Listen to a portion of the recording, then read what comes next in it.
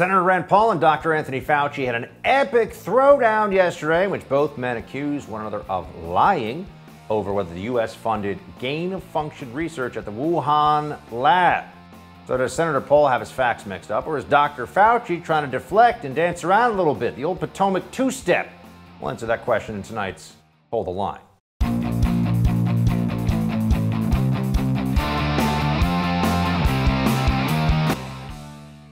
Friends, welcome to Hold the Line. I'm Buck Sexton. It's one of the biggest stories in the world and one of the biggest ones in living memory. How did we get hit with this once-in-a-century pandemic? Was it just a natural occurrence, a freak of nature situation?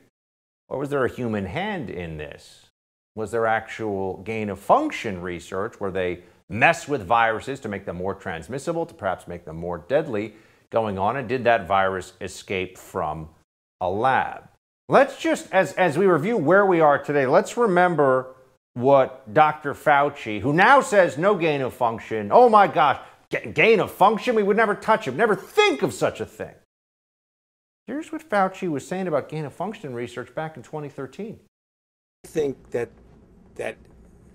where we are right now in science and molecular biology, and particularly molecular virology, and our ability to sequence and recombine and create various organisms in some respect, is that the best way to prevent a nefarious act is to develop a culture of responsibility among scientists. You have to have some restrictions in the sense of you don't do work that could actually hurt people, in the sense of if you have a laboratory accident, you have to have the right containment. Once you start being too restrictive, you then impede creativity for so many of the good things that could come out of the same type of work.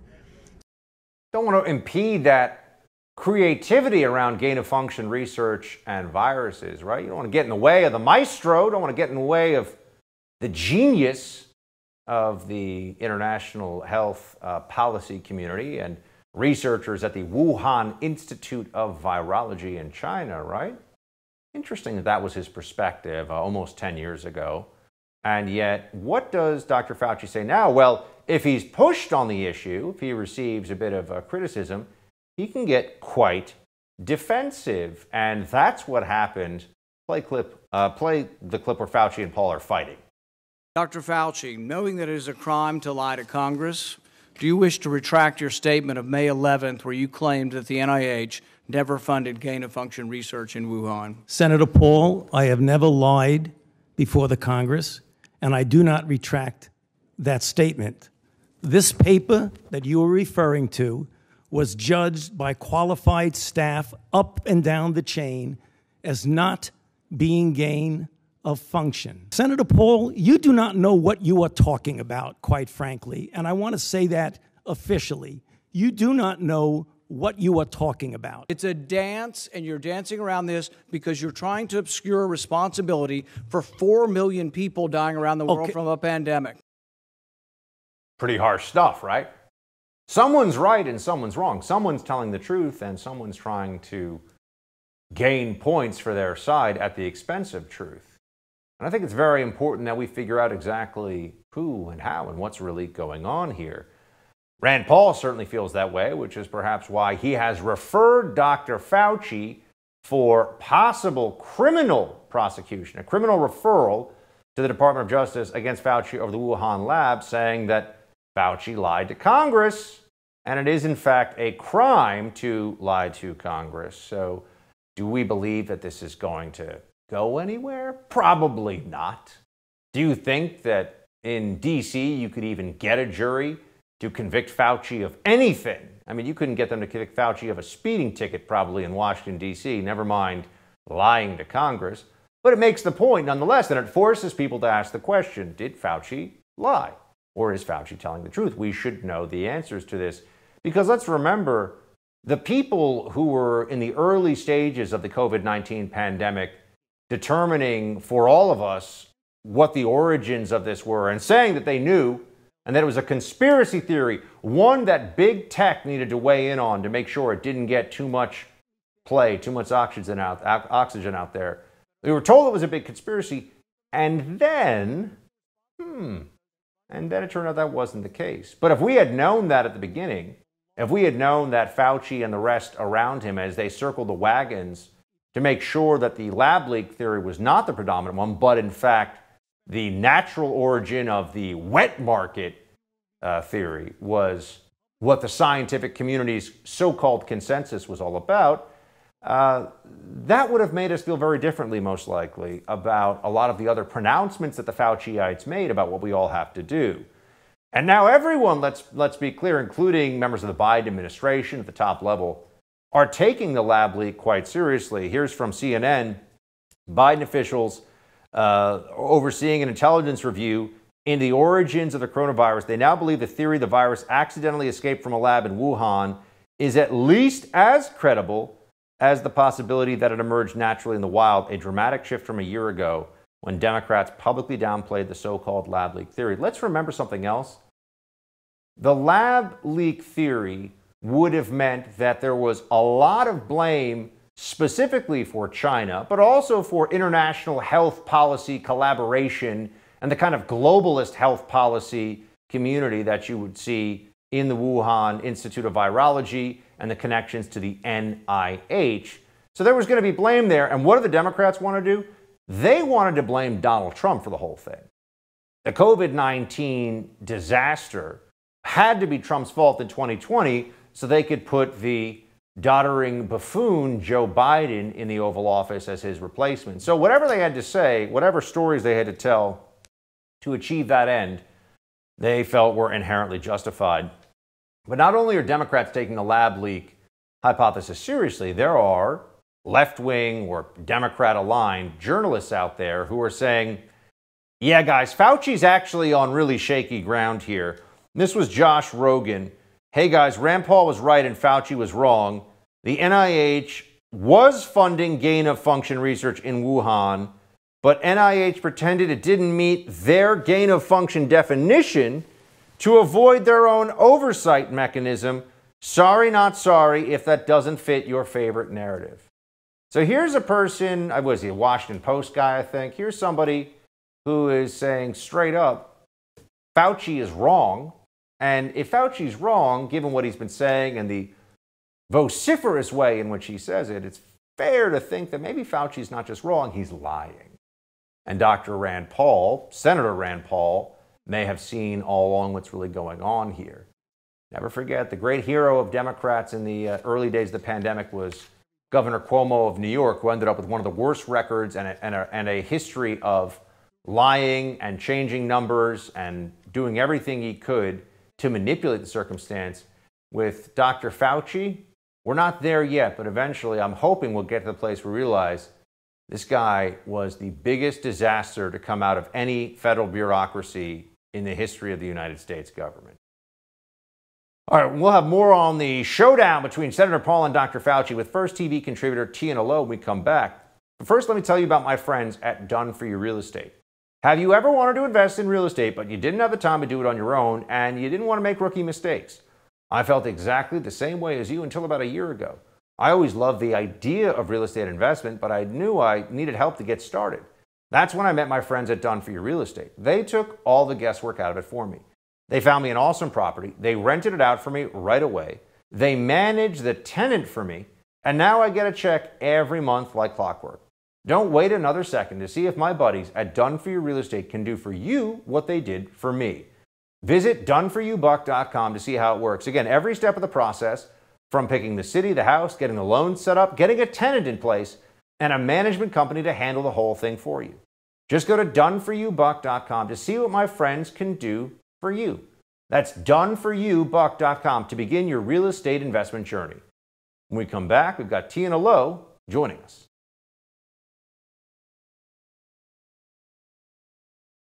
All right, for more on the fiery exchange between Senator Rand Paul and Dr. Fauci, let's bring in a contributor here at The First, Tina Lowe, commentary editor at the Washington Examiner. Tina, good to see you. Thanks for having me here, Buck. So we have Fauci throwing down with Rand Paul, and we've played a little bit of this, but one of the big allegations here is that Rand Paul is straight up saying that there was a lie here, that Fauci was actually lying to him. Play clip 2. If the point that you are making is that the grant that was funded as a sub-award from EcoHealth to Wuhan created SARS-CoV-2, that's where you are getting. Let me finish. We don't know. Well, we don't wait know a minute. If it did I come can- from the lab, but all the evidence is pointing that it came from the lab, and there will be responsibility for those who funded the lab, including yourself. I totally resent the lie that you are now propagating, Senator, because if you look at the viruses that were used in the experiments, that were given in the annual reports, that were published in the literature, it is molecularly impossible. No one's saying those viruses caused it. It No is one is alleging that molecularly. those viruses caused the pandemic. What we're alleging is that gain-of-function research was going on in that lab, and NIH funded it. That You is can't not- get away from it. It meets your definition, and you are obfuscating the truth.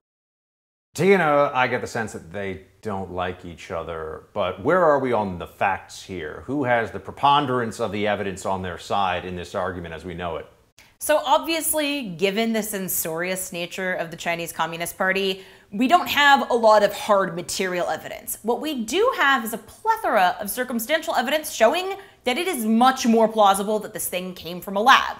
So the Wuhan Institute of Virology houses RATG13, which is a 96% genetic similarity to SARS-CoV-2, which is, the source of COVID.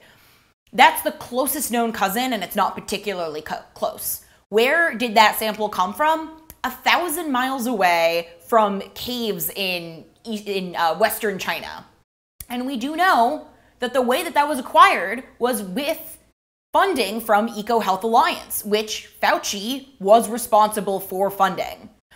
We know that the seafood market did not sell bats. We know that we did not find a pangolin from which this thing jumped from. What we do have is that sample, or at least we had it. And we had, the Wuhan Institute of Virology bragging endlessly up until, the pandemic actually emerged about their gain-of-function research in conjunction with EcoHealth Alliance. What Fauci is doing is just trying to change the definition of what funding means, right? And also what gain-of-function research actually is. He's just playing a rhetorical game here by shifting all the goalposts. And it seems as though when we look at what's happened over time here, and as more information comes out, there also was real incentive when you start to put all these pieces together for, let's say it was a judgment call in the early stages of the pandemic, what was the more likely scenario? It still strikes me, and I'm wondering how it strikes you, that Dr. Fauci and the international health expert community of which he is a part, and perhaps the most well-known one at this point, would have wanted to steer people in the direction of a natural origin of the virus entirely, because if the scientific community was engaged in experiments that led to this thing, it would have been harder for that same scientific community to say, guess what, the Constitution doesn't count, do what we say or else.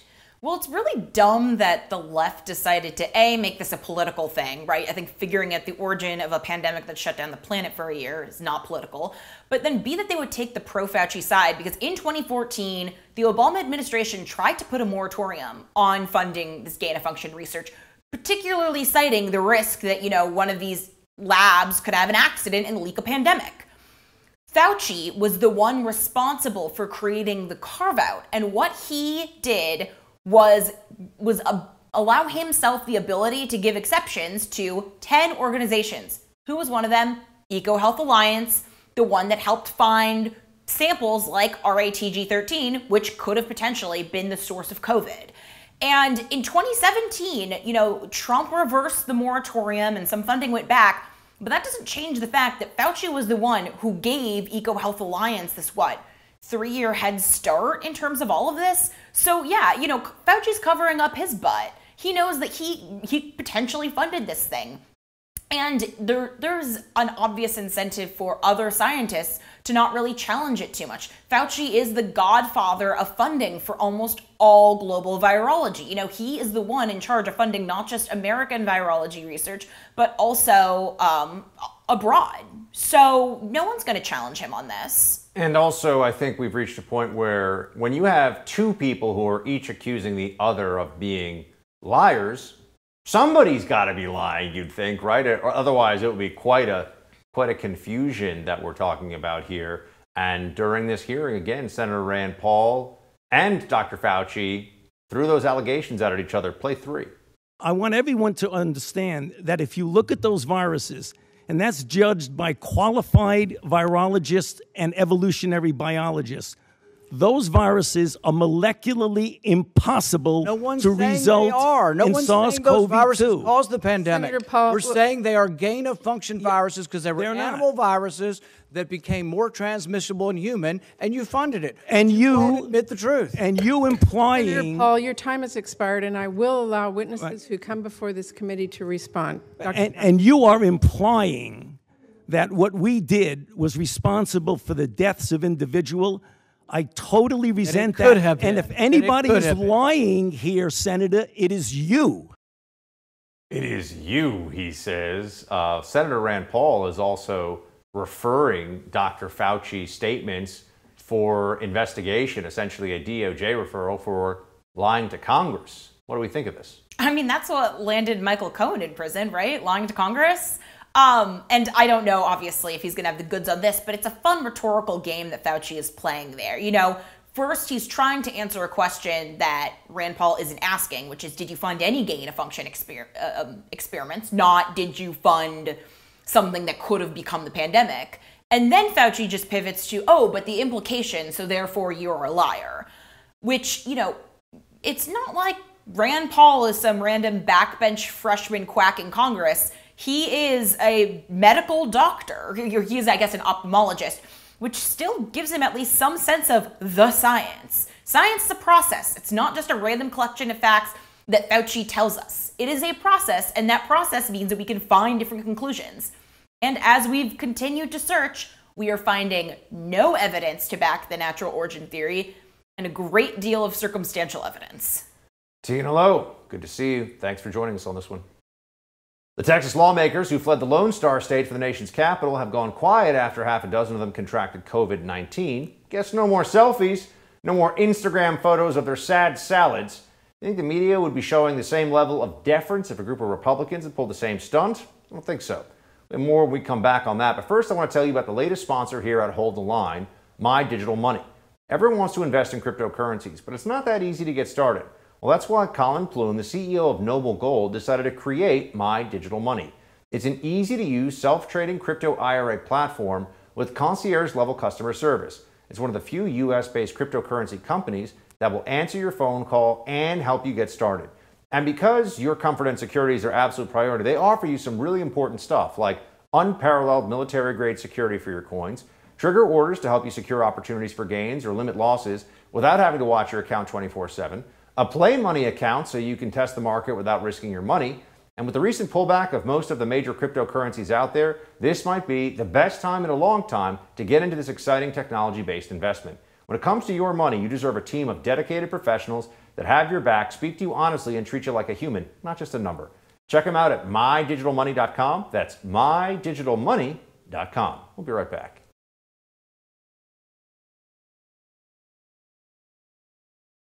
Last week, a group of 50 Texas fugitive Democrats fled to Washington, D.C. on 2 luxurious jets to kill a voting bill.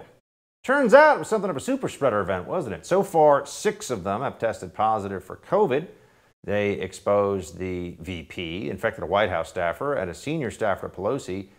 And yet, they reject calling it a super spreader event in the press, don't they? We'll get into that on tonight's Buck Brief.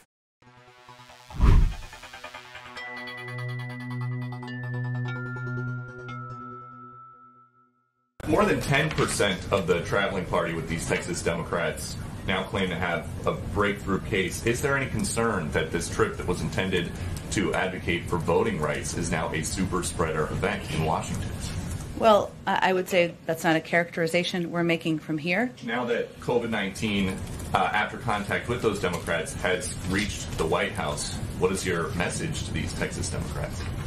Our message continues to be thanks for standing up for voting rights and the rights of Americans to have their voices heard at the voting booth, and we appreciate their efforts in that regard.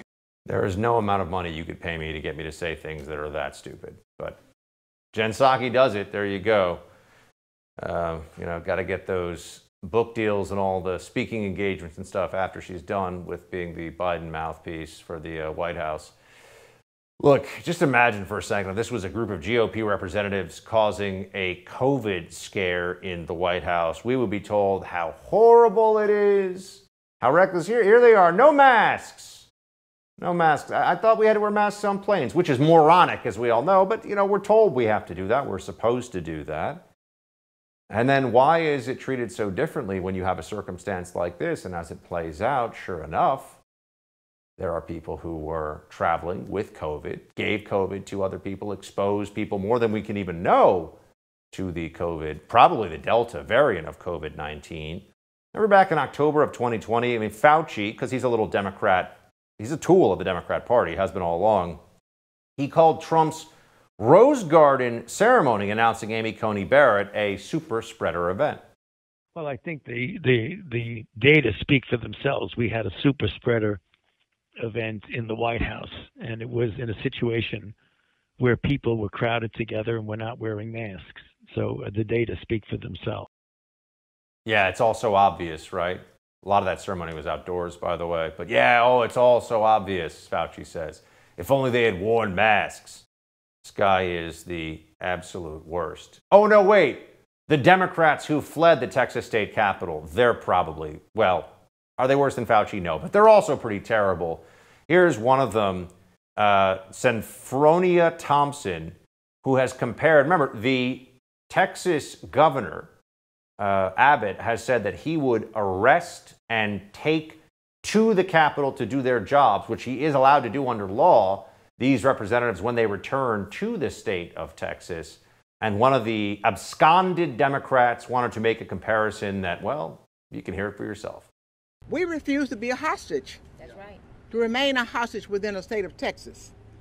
And I know that there are search warrants out for us, and I'm ready to be arrested. What do you do to a slave if you don't do nothing but arrest them when they flee? We fled Texas, and if they want to arrest me, go ahead. I'm ready to be arrested. Yeah. Pretty reckless thing to say, but, Democrats these days, whatever works, right? Whatever's going to serve their narrow and immediate political interest, that's what they'll say, including using this opportunity to demand the return of mask mandates. We've got Donna Howard, who is one of the individuals who left here. She wasn't wearing a mask, and you see her in that photo, wasn't wearing a mask. That's her on the plane. But she tweeted out, we need to follow the science here. Texas needs to change course and allow for universal mask wearing to prevent the spread of the highly contagious Delta variant, especially as children under 12 cannot get vaccinated yet. Yeah. Rules for you, but not for her. Rules for thee, but not for me. That's the way they always approach this stuff on the left. That's how the Democrats view all of this. This Texas Democrat stunt is absurd. It's really pretty appalling, but it's serving the purpose of allowing the media to pretend that there's some kind of heroism on display here for what they've done. And now you also have, Joy Ann Reid over at MSNBC. She's just decided she's going to be the most outrageously dishonest person on a channel full of dishonest leftists. That's her decision. That's her brand now. And just to say things that are offensive and that are way over the line. So she wrote, so now Texas Republicans are putting bounties on pregnant women. I almost hate to ask what this benighted party will think of next. This is Talibanism. Are Texas conservatives going to be spying on women of childbearing age? The whole thing is absolutely absurd. And they're just saying things at this point that are meant to frighten their base. They're saying things that are meant to convince people on the left that the Republican that lives next door or down the street is an evil person, a bad person, bounties out on women, reproductive rights threatened, voting rights threatened, all this stuff that's out there right now. And you just say, the country has real problems that we could all address if we were going to be adults. And there would be places where we would disagree with Democrats in good faith on things, and maybe some places where Republicans could come a little more to the center just to get things done. But this Democrat Party of today, Looney Tunes stuff going on here, not living in reality. All right, a new article from BuzzFeed News is shedding light on the role the FBI played in an alleged plot to kidnap Michigan Governor Gretchen Whitmer last year. We'll go over the details with the senior editor of Human Events, Jack Posobiec, after the break. But first, let's talk about the most important asset you have, your home. I mean, how much equity do you have in your home? 50,000, 100,000, more? Cybercrime experts are alerting homeowners that the more equity you have, the greater the chance foreign and domestic criminals will come after you. Home title theft is one of the fastest growing crimes out there. In fact, Home Title Lock, America's leader in home title protection, is alerting homeowners they could already be a victim and not know it. Here's how it goes down. First, cyber thieves search hundreds of public databases for high-equity homes.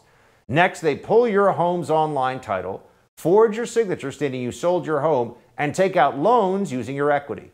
You're not covered by insurance, your bank, or common identity theft programs. Protect your most valuable asset. Register your address now to see if you're already a victim and receive a complete title history of your home, a $100 value free. Go to HomeTitleLock.com. That's HomeTitleLock.com. Be right back with Jack Posobiec.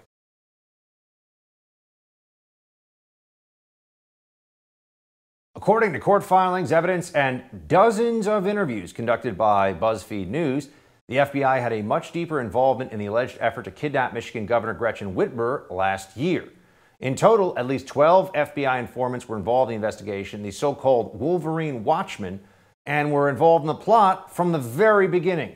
According to BuzzFeed, quote, some of the informants acting under the direction of the FBI played a far larger role than has been previously reported. Working in secret, they did more than just passively observe and report on the actions of the suspects. Instead, they had a hand in nearly every aspect of the alleged plot, starting with its inception.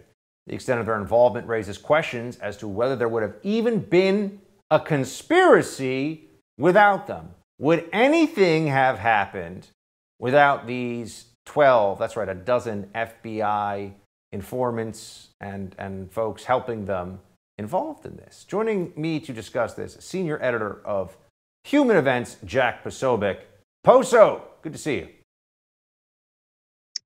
Buck, always good to be here. It's quite interesting that we are yet again talking about our beloved national security agencies.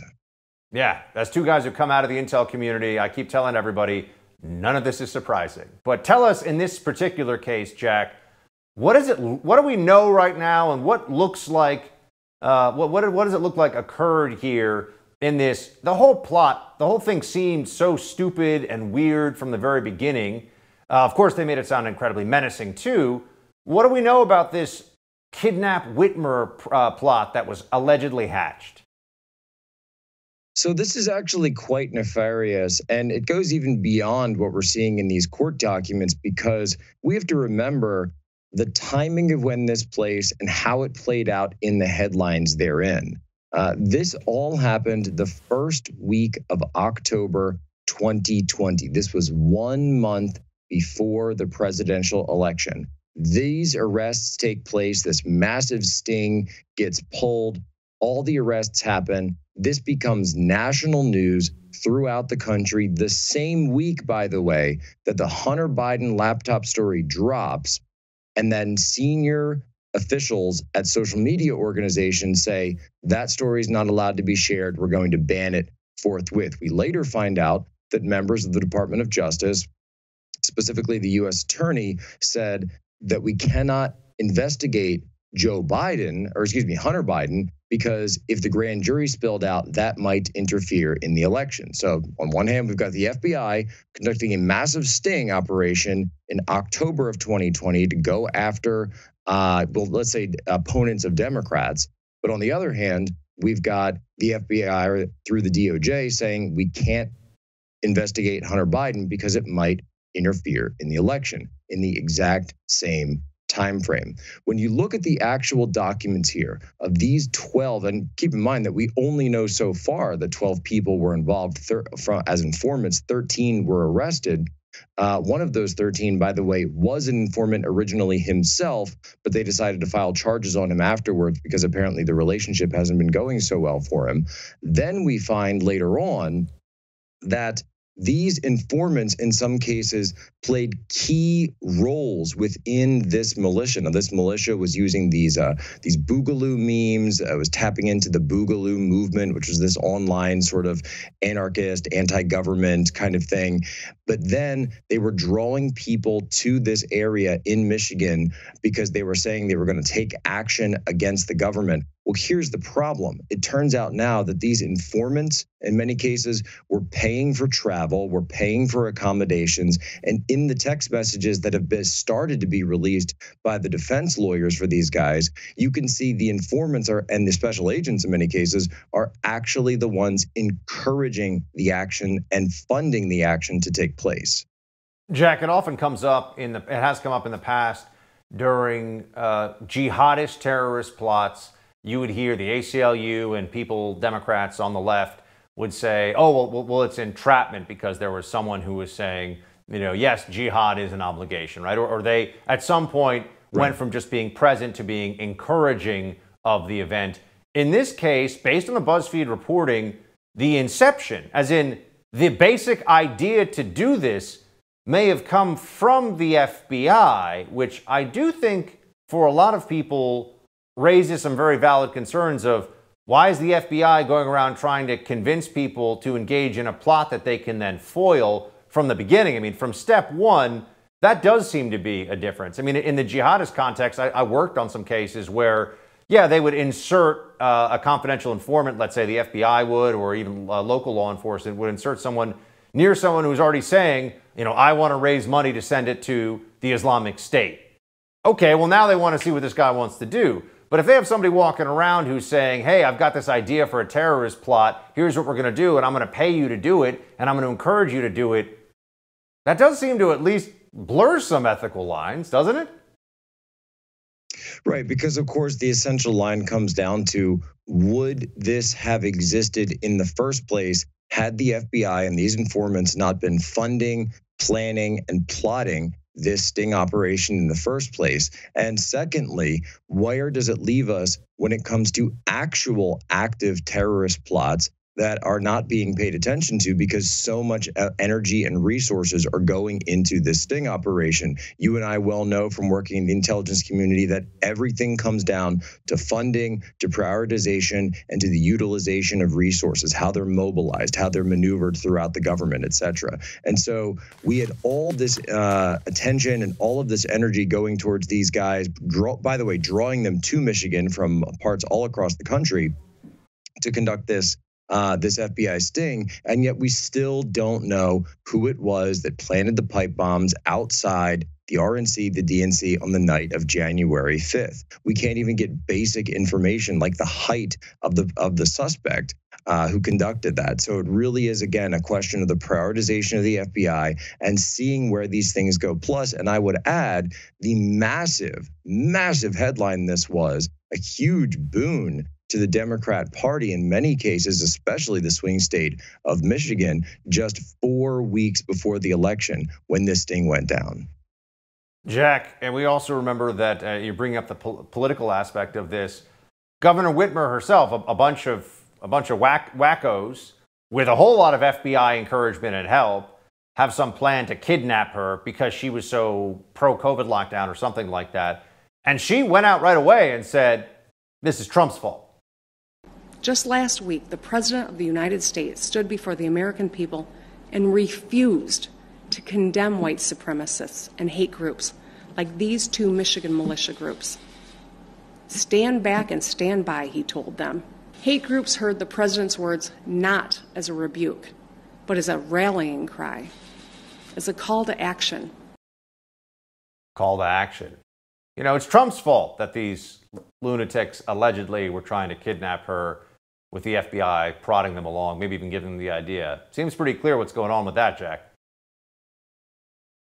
is it's amazing how Governor Whitmer not only immediately emerges from this, but also goes directly for the highest political capital she can in terms of it, politicizes the entire thing, doesn't come out and talk about, what the operation was or what went into it, says this is all Trump's fault, we need to blame it on Trump, and is able to push that again and again into, and if you remember, by the way, they were talking about her at one point as being vice presidential candidate material, perhaps herself running for Senate or running for president in the future. She is using this for as much political gain as she can. Well, apparently, it turns out that she should thank her biggest endorsers, that being the informants and special agents of the FBI. Jack Posobiec, always good to see you, my friend. We'll talk soon. Thanks, Buck. Take care. An incoming freshman was denied admission to her dream school because of her COVID vaccine status, and Mitch McConnell begs Americans to get the vaccine. We've got that and more coming up in Quick Hits tonight. First, a word from my friends at My Digital Money. Everyone wants to invest in the crypto market these days, but it's not that easy to get started. That's why Colin Plume, the CEO of Noble Gold, decided to create My Digital Money. It's an easy-to-use, self-trading crypto IRA platform with concierge-level customer service. It's one of the few US-based cryptocurrency companies that will answer your phone call and help you get started. And because your comfort and security is their absolute top priority, they offer an unparalleled military-grade security for your coins, trigger orders to help you secure opportunities for gains or limit losses without having to watch your account 24/7, a play money account so you can test the market without risking your money. And look, with the recent pullback of most of the major cryptocurrencies, this might be the best time to get into this exciting technology-based investment. When it comes to your money, you deserve a team of dedicated professionals who have your back, speak to you honestly, and treat you like a human, not just a number. Check them out at mydigitalmoney.com. That's mydigitalmoney.com. Quick Hits coming up next. Stay there.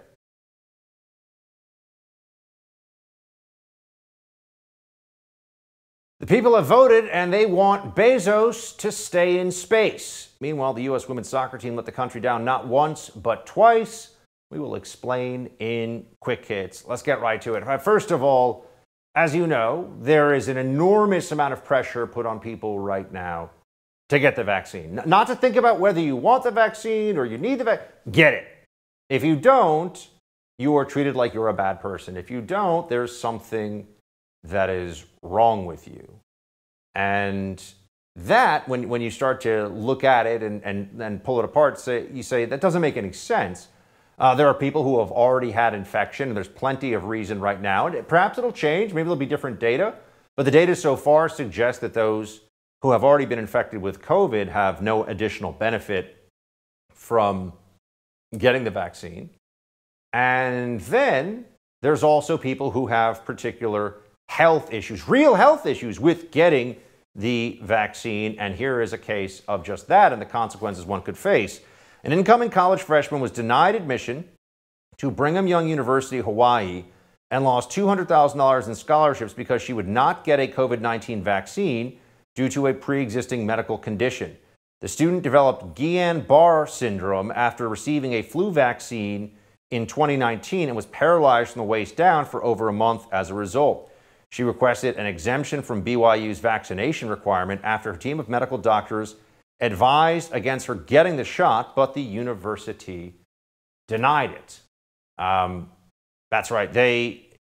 She wanted an exemption. She has a clear medical reason for it, the kind of thing that you think anybody would understand. And look, everyone around her if they're already vaccinated or they've had the disease, the chance of them being at risk from this one person who, even if she got the disease, would only have it for a limited period of time, maybe wouldn't even be all that transmissible. People have different viral loads. They just simply don't know. No, they say you can't come to college. Your dream school, gone. There are real consequences to the extreme positions and approach here. There are real consequences from it. And it's something that we all continue to see play out, and everyone should be on guard against it. Oh, the U.S. women's soccer team. They want to get attention for themselves. So there's Rapinoe. Megan Rapinoe gets a lot of attention. She's a leftist. She's all down with social justice. And, we're supposed to care about these things. Well, the U.S. women's soccer team all took a knee. And then they got their butts kicked by Sweden, which was just great. Happy to see that Sweden gave them a thorough thrashing on the field. Not hard to be in favor of those Swedish ladies. They did a very nice job, played very well as a team. And I just note that this is going to get really old really fast. You know, we got the Olympics going on, and people taking a knee, it's boring. It's childish. Nobody really wants to see this. We want to see sports played. And I think that it's essential that everybody who believes in patriotism and wants to support a certain vision, a certain approach on these things, just says to themselves, I'm not going to support people who do this. I'm not going to watch them, not going to buy their products, not going to be a part of their messaging. And in the case of Sweden, giving the U.S. women's national team quite a butt kicking, great. Glad to see it. I'm happy that they got thrown around the field. Jeff Bezos, you may have seen, launched a very interesting looking rocket up into the sky. The whole separate thing. But there's now a petition out there because this has turned into a social justice and class warfare issue. Billionaires should not exist on Earth or in space, but they should decide the latter. But should they decide the latter, rather, they should stay there. This is the change.org position. All of a sudden, they're hating on Jeff Bezos because he flew a plane. I mean, billionaires own homes all over the world. They buy, $500 million yachts, and they spend money in all kinds of ways. What business is it of these whiny leftists if Bezos, who's a lib, so he kind of gets what he deserves here with all the libs coming after him, when a lib comes out and says, we want to tell you what you could spend your money on, why? Why is it any of their business? Why do we even have to pretend that this... Anyway, the problem with taking the approach of envy and class warfare is that you don't really turn it off. That becomes your way of seeing things. That becomes your vision for the future and for the world that we live in. And so even when someone decides that they just want to go for a space flight, some billionaire, which some people think is actually kind of cool, and maybe commercial space travel in the next 50 years will become a more viable thing and more people go to space and space exploration will improve. And I don't know, I'm not all that into that stuff, but no, instead it's take more taxes from them. That's what they say. I refused to watch the NBA Finals last night, but there was one kind of worthwhile moment in it where one of the announcers had something to say about Fauci. Watch this year's draft class take the stage and begin the next chapter in their basketball journey. The NBA Draft, Thursday, July 29th at 8 p.m. on ABC and ESPN. Dr. Fauci is cringing at home as he's watching our game. Dr. Fauci is cringing. Remember, the one thing they can't handle is mockery. That's the one thing authoritarian leftists cannot abide. So every chance we get to make fun of Fauciism, I think, is a good one, is an opportunity, one we should jump on. All right, before we jump from here, I just want to thank you for watching me every weekday here on The First TV and supporting this network, the only one dedicated to protecting free speech. Reminder, you can watch my show live or on demand anytime with the First TV app. The best part, the First TV app is 100% free. Just search the First TV in the App Store on your phone, tablet, or smart TV and download today. That's it for tonight's Hold the Line. The No Spin News with Bill O'Reilly is up next. Shields high.